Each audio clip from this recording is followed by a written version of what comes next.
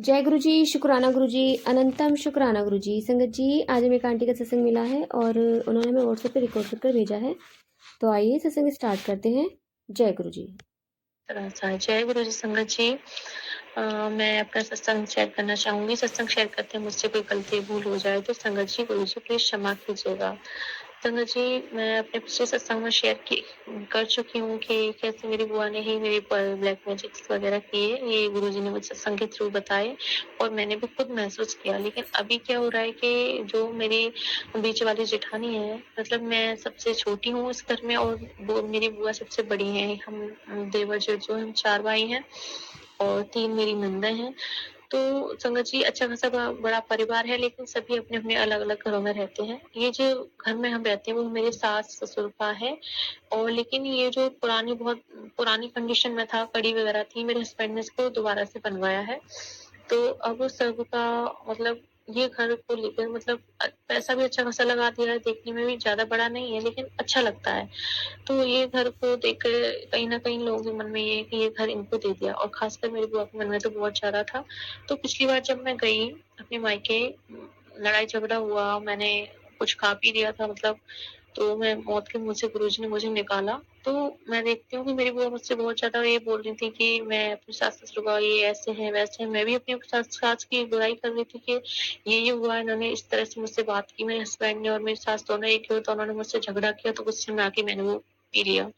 अ, कुछ तो आप समझ ही रहे होंगे संगत जी, मुझे उस चीज़ का नाम याद नहीं आ रहा। मैंने गुस्से में आके, मैं नहीं जानती, दिवाली वाला दिन था, अमावस थी, ब्लैक मैजिक था, क्या था, लेकिन मैंने वो पी लिया और गुस्से में। लेकिन उसी थोड़ी देर बाद मैंने अपने हस्बैंड को बता दिया कि मैंने ये ऐसे किया है। ये पिछली दिवाली की 2024 की बात है संगत जी। तो उसके बाद अ, मेरी बुआ मुझसे बुराई कर रही है, मैं भी उनसे लगातार बुराई कर रही हूँ और देखते हैं, मैं गुस्से में अपने मायके चली गई और जब मैं मायके से लौटी तो देखती हूँ कि मेरी बुआ और मेरी सास का बहुत तगड़ा वाला मेल हो चुका है। मेरे समझ में नहीं आ रही ये सब हुआ क्या? मतलब जो बुआ मुझसे बुराई कर रही थी कि सास ऐसी है, वैसी है, मैं कभी इनको अपने साथ नहीं रखूँगी, वो एक मतलब ये हो रहा है कि अगर मेरी सास खाना अपने घर खा रही है तो पानी वहाँ पी रही है। कुछ भी खा रही है तो उनको पहले निकाल के दे रही है। मेरे समझ में नहीं आई ये सब हुआ क्या? और अब मैं जब आई हूँ अपने गाँव से 4-5 दिन रह के, तो पहले तो मेरी सास मतलब गई और अब मेरे हस्बैंड जो हैं, जो मुझे कभी उनके घर जाने नहीं देते थे, मेरी बुआ के घर। बोलते थे कि ये पट्टी पढ़ाएगी, हमारे घर को बर्बाद करेगी। अब मेरे हस्बैंड खुद उनके साथ उनके सारे काम करा रहे हैं, उनके घर जा रहे हैं, उनसे मतलब बोल नहीं रहे हैं लेकिन बहुत अच्छे से जा रहे हैं, आ रहे हैं, खाना-पीना भी खा के आ रहे हैं। मुझे कुछ समझ में नहीं आ रहा गुरुजी कि ये सब हो क्या रहा है? आप बोलते हैं कि वो औरत मतलब मीठी बनेगी, दोबारा से कुछ ना चाहेगी, उससे दूर रहना, लेकिन मैं क्या करूँ गुरुजी अब? पहले तो सास को काबू में लिया, अब मेरे हस्बैंड को। तो आप प्लीज़ देखिएगा गुरुजी, मैं तो सरेंडर किए हुए बैठी हूँ, लेकिन बस यही है, बताना चाहती थी गुरुजी। गुरुजी तो जाने-जहान है, बस अपने मन को थोड़ा तसल्ली देने के लिए मैं ये सत्संग शेयर करना चाहती हूँ कि पता नहीं क्या हो रहा है। मुझे मतलब जो औरत खुद बुराई कर रही है, हाँ, मैं सास-ससुर को कभी नहीं रखूँगी मेरे साथ, वो इतना मेल कैसे कर रही है? और तो और मेरी ननद जो है, जो कभी मेरे लिए सामान लेके आती थी, कभी खाली हाथ नहीं आती थी, जब भी आती थी मेरे लिए कुछ ना कुछ ज़रूर साड़ी, सूट कुछ भी लाती थी, लेकिन इस बार कुछ भी नहीं लाया। मतलब मुझे जो दे के जाती है मेरी ननद, वो तो सबको पता होता है, लेकिन जो बाकी तीनों को दे के जा रही है, वो मुझे कुछ नहीं पता। बराबर सबके लिए साड़ी सूट वगैरह सब कुछ निकाल के जा रही है, लेकिन मुझे इस चीज़ का पता ही नहीं था कि ये सब क्या गेम खेला जा रहा है। जब भी लोगों का काम पड़ता है तो मैं अच्छी हो जाती हूँ, अच्छे से बात करती हूँ सभी, और जब भी काम निकल जाता है तो फिर से वही टेढ़ी-मेढ़ी जुबान करके बात करते हैं। गुरुजी को तो सब पता रहता है। तो मैंने तो माता रानी और गुरुजी के ऊपर ही सब कुछ छोड़ा। तो गुरुजी, अगर कुछ ऐसा है, दाल में काला है, तो उसे आप प्लीज़ निकाल के लाइए बाहर। ये चुप-चुप के जो चल रहा है ये सब, आप प्लीज़ सबके चेहरे आप प्लीज़ सामने लेके आइए कि ये सब चीज़ आखिर हो किस लिए रही है। मुझे बस यही है गुरुजी, आप हैं तो सब कुछ सही ही होगा।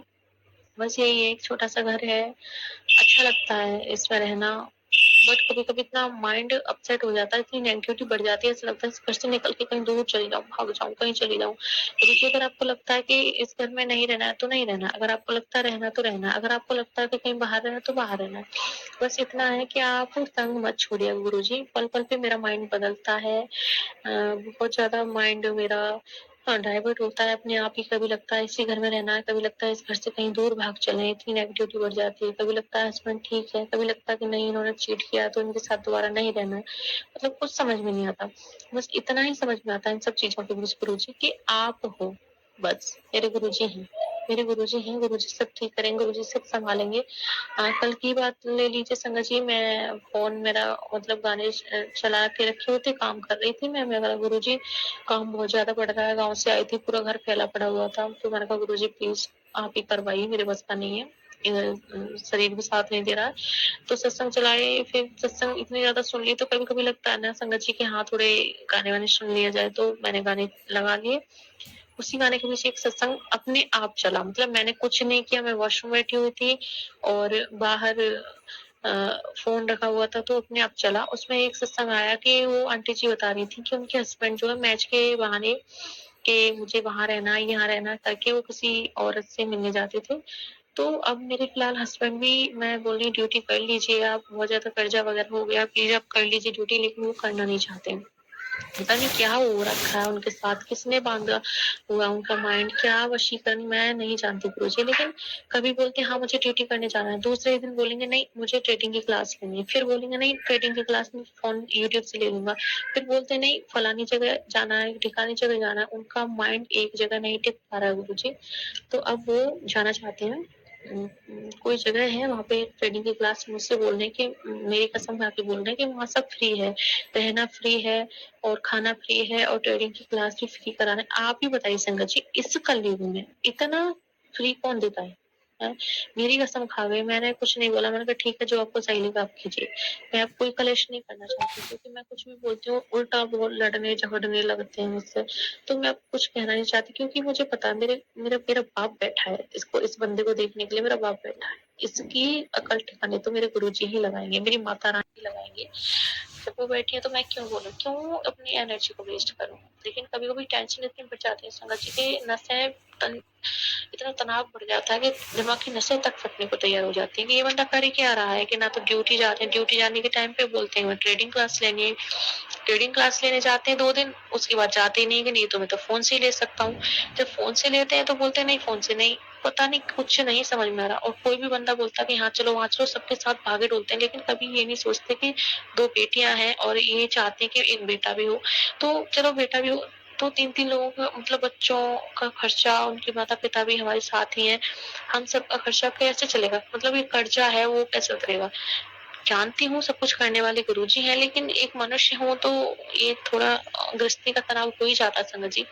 तो अब वो वहां जाना चाहते हैं, तो गुरुजी ने पहले सत्संग सुनवा दिया कि कोई औरत के चक्कर में। तो गुरुजी अगर ऐसा है ना तो आप प्लीज प्लीज प्लीज प्लीज गुरुजी ये चीज पे उजागर कीजिए, प्लीज गुरुपा।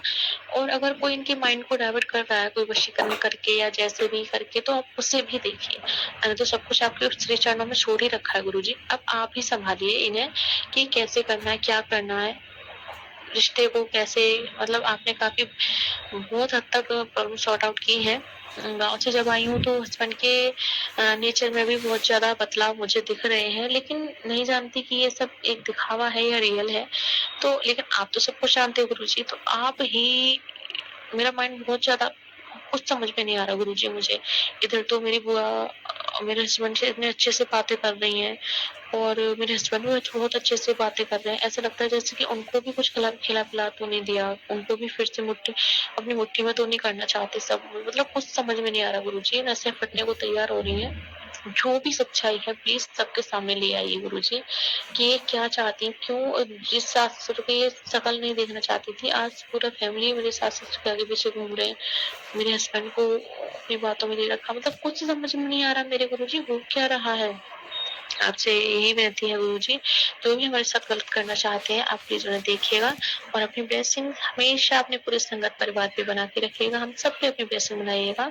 जो अंकल आंटी जी हमारे साथ सत्संग शेयर करते हैं उनका भी तहे दिल से शुक्राना, उन पर भी अपनी ब्लेसिंग्स बनाइएगा गुरुजी और उन्हें बहुत सारी तरक्की दीजिएगा, उन्नति करें, बहुत सारा प्यार दीजिएगा गुरुजी उन्हें, जो हमारे साथ में सभी सत्संग को शेयर करते हैं और हमारे पास भी भेजते हैं। अनंतम कोटि शुक्राना। जय गुरुजी, शुक्राना गुरुजी। शुक्राना आंटी जी, शुक्राना गुरु महाराज जी, इतना प्यारा और ब्लेस्ड सत्संग हमें सुनवाने के लिए, हमसे शेयर करवाने के लिए आपका अनंतम शुक्राना गुरु जी। संगत जी, जब लाइफ में प्रॉब्लम्स चल रही होती है अपने घर गृहस्थी में, अपने आसपास, जब हम सोचते हैं और इन सब में उलझे रहते हैं ना, तो चारों तरफ से ना एक रास्ते बंद हो जाते हैं। पर वो कहते हैं ना कि एक रोशनी की किरण होती है, एक उम्मीद होती है, और कहते हैं उम्मीद पे ही दुनिया कायम होती है। संगत जी, जब उम्मीद जगती है ना और गुरु महाराज जी हमारे लिए सोचते हैं, हमारे लिए जो करते हैं, वो हमारे लिए बेस्ट होता है, क्योंकि हमें पता ही नहीं होता, क्योंकि हम अपनी उधेड़-बुन में लगे रहते हैं, हमें नहीं पता होता कि गुरुजी हमारे लिए क्या कर रहे हैं। संगत जी, अगर गुरु महाराज जी हमारे साथ ऐसा हो रहा है और गुरु महाराज जी हमारे लिए कुछ कर रहे हैं, तो सच में संगत जी, सच में ये गुरुजी पे यकीन करिएगा कि आपके जितने भी कर्म है ना, जितने भी माड़े कर्म हैं, वो सब कट रहे हैं।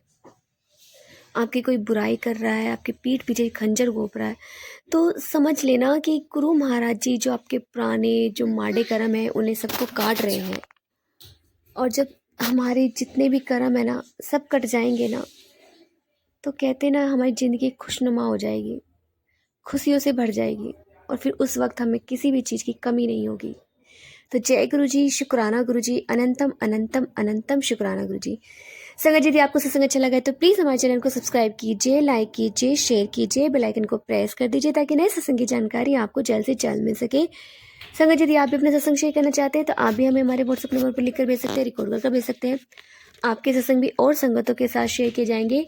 संगत जी, सेवा में गुरु महाराज जी ने बख्शी, तो आप भी सेवा का भागीदारी बनी, आप भी अपने सत्संग में रिकॉर्ड कर भेजिए, लिख कर भेजिए। जय गुरु जी, शुक्राना गुरु जी।